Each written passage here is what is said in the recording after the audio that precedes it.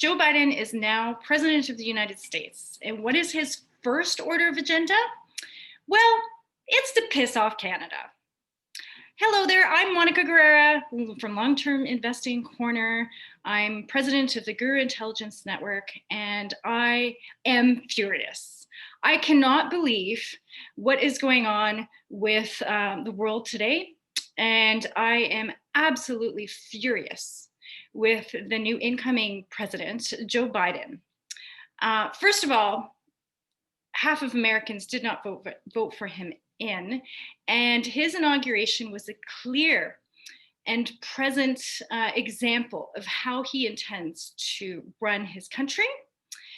He has, as you have probably seen on television, Washington was just full of military. And if you think that's just for the inauguration, think again. I have a feeling this is how he's going to be locking down America very shortly. And not only that, as soon as he became president officially, what did he do?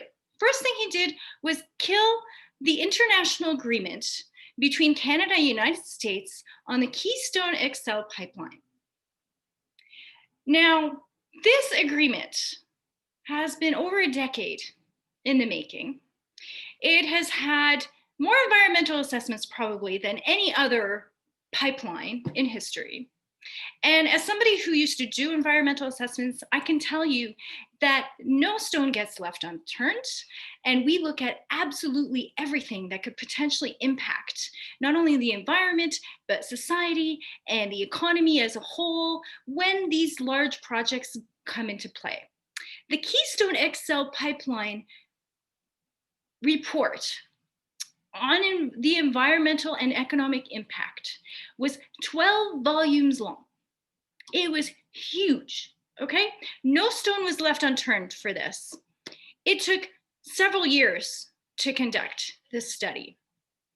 And in conclusion, this study said that this pipeline will be both beneficial to the United States and Canada, both economically and environmentally. Yes, environmentally. Why?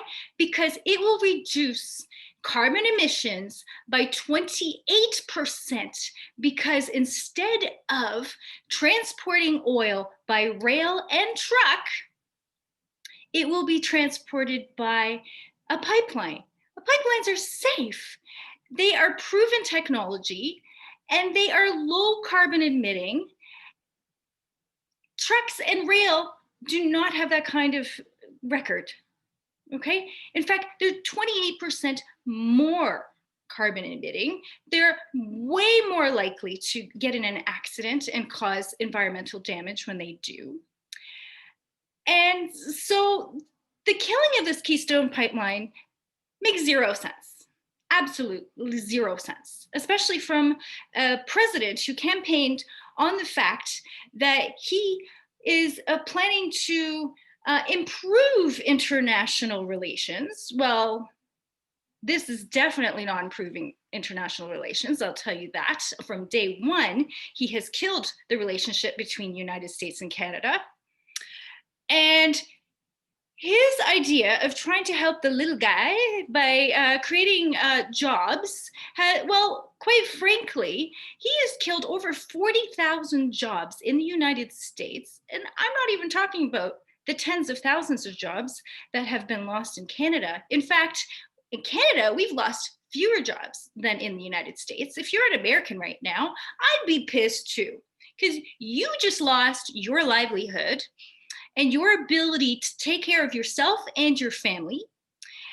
And it's going to make your economy tank as well. And we are now in a crisis, a pandemic crisis that's already killed much of our economy, in both countries, and in fact, the entire world. So this is not the time to be killing jobs. And if you are part of that group that I'm going to call environmental activism, that clearly has no idea of what actually is environmental, I implore you to look at the fact that pipelines are actually far more environmental than rail and truck. Okay? And if you are the ones who are thinking that, oh, the Alberta oil sands is killing the planet with their carbon emissions, let me give you one little fact here. Canada as a whole, including the oil sands, the entire country, we are the second largest country in the world, by the way, in case your geography classes didn't teach you this, we only produce about 1.6% of the entire global emissions. And so if Canada shut down, all of Canada shut down, and I'm talking, you know, not just the oil sands, but everybody, if everybody stopped burning fossil fuels right now and stopped eating, stopped buying goods, because, you know, those are transported by truck, most of them, or by tanker, it would only account for 1.6% of the emissions in the entire globe. It wouldn't even hit a little dent in the global emissions, okay? So to thwart our efforts by killing a project that is environmentally sound and will be producing a reduction of emissions by 28% is, quite frankly, stupid. And where is our Prime Minister in all this? Our Prime Minister is a wuss. He refuses to stand up for Canada and Canadians. He has, ever since he gotten into power, and he seems to think that shutting down Canada's oil industry is the way to go to save the planet. Well, clearly that's not the case. And I'm going to be doing a whole other video on the difference between environmental activism and environmentalism. Okay, I consider myself an environmentalist. I am a trained environmental scientist. I know the science, the real science behind environmental chemistry and climate change and just general pollution in the environment. I worked on environmental assessments and reclamation and contamination for over 12 years. Okay, I have firsthand experience in this. And quite frankly, it pisses me off that these environmental activists seem to think that they are actually helping to improve the environment, when in fact they are doing the exact opposite. I will be going into that in another video, so stay tuned. So what are we going to do here, Canada? We've got a lame prime minister and his lackey who refuse to stand up for you and your jobs and your industry, which happens to account for about 20% of Canada's GDP. And if you think that Joe Biden is going to stop at Keystone XL, think again. That's just his first order in office.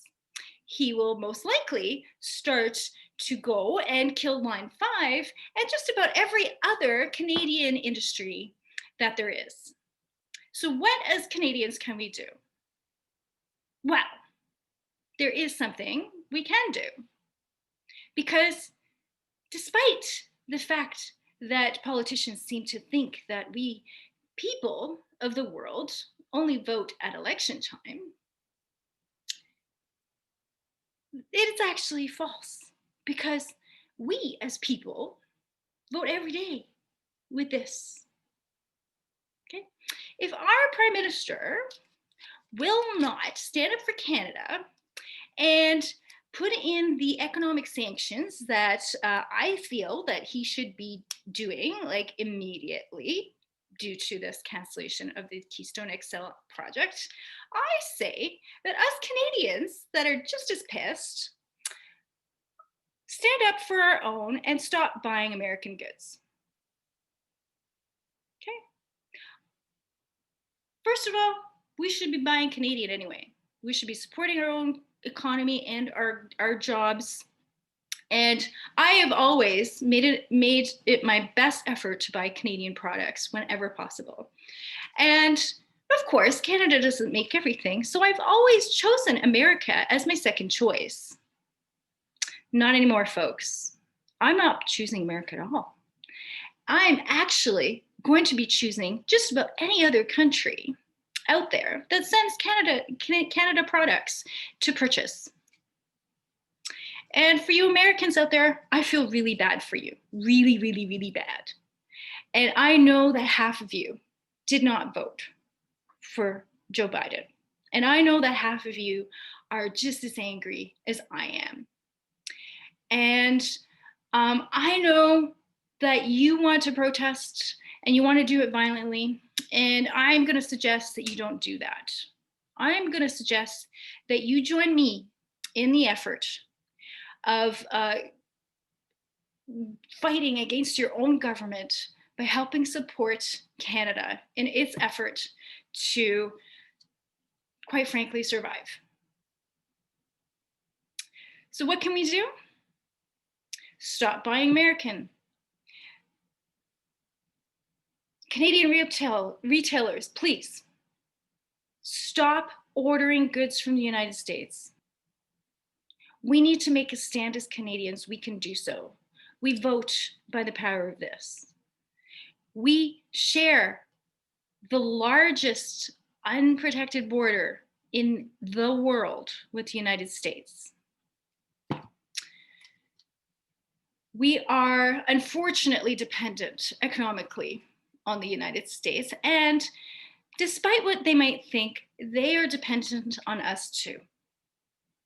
And so I call also on the oil industry to do one thing.